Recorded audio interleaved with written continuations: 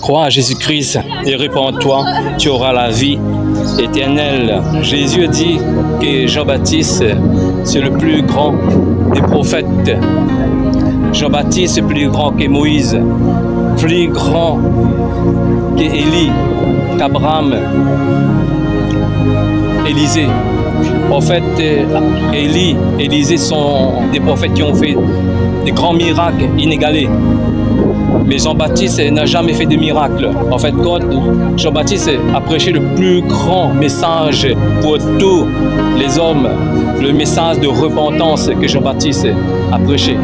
Soyons des Jean-Baptiste. Même Jésus a prêché le message de repentance.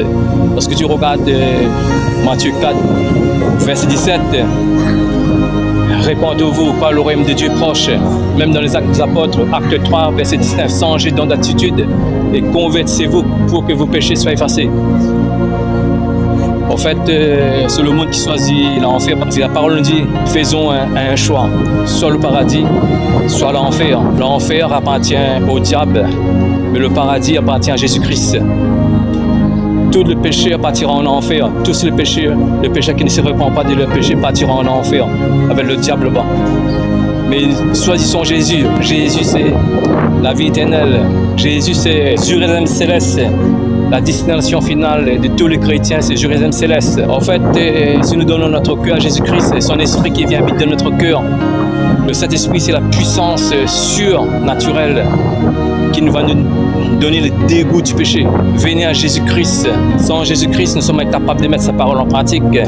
Avec Jésus-Christ, lorsqu'on commence à Jésus-Christ, la parole de Dieu, c'est délicieux, c'est un régal. Parce que lorsqu'on prend 1 Jean 5, verset 3, si je me trompe, ce verset nous dit « Car l'amour de Dieu consiste à garder ses commandements, et ses commandements ne sont pas pénibles. » En fait, quand dans la parole de Dieu, en fait, c'est délicieux, on ne s'ennuie pas avec Jésus. Dans le monde, on va s'ennuyer avec Jésus, parce que moi-même, j'étais un inconverti, j'étais païen. En fait, j'étais dans la fornication, dans l'impudicité. Mais lorsque j'ai rencontré Jésus, maintenant, on n'a pas besoin de faire tout ça. De vivre une vie de droiture, une vie de sainteté. C'est Jésus qui produit en nous la sainteté. Le message de Jésus, c'est répentez-vous, répentez-vous, venez à Jésus-Christ, c'est lui qui nous pardonne de tous nos péchés. Venez à Jésus-Christ, c'est lui qui pardonne tous nos péchés. Sans Jésus-Christ, on ne peut rien faire. Venez à Jésus-Christ. Même dans la Bible, la cigarette ne sauvera pas. La cigarette, c'est un péché pour le Seigneur Jésus-Christ. Il détruit le temple de Dieu. Mais Jésus-Christ est miséricorde pour nous pardonner. Que ce soit la drogue, la cigarette, tout ça, c'est détruire le temple de Dieu. Tant que nous sommes dans le péché, le péché appartient au diable. Le diable a sa main sur nous lorsque nous sommes dans le péché. Lorsqu'on abandonne le péché, Jésus a sa main sur nous.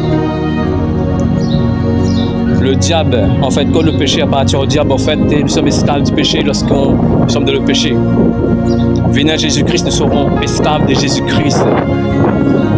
Venez à Jésus-Christ, arrêtez toutes ces ténèbres, tous ces mensonges, tous ces vols, toutes ces fornications qui viennent de l'œuvre du ténèbre. Sois béni, Jésus-Christ vous aime, mettez votre vie en règle avec Jésus-Christ et il est prêt de vous pardonner. Amen, alléluia.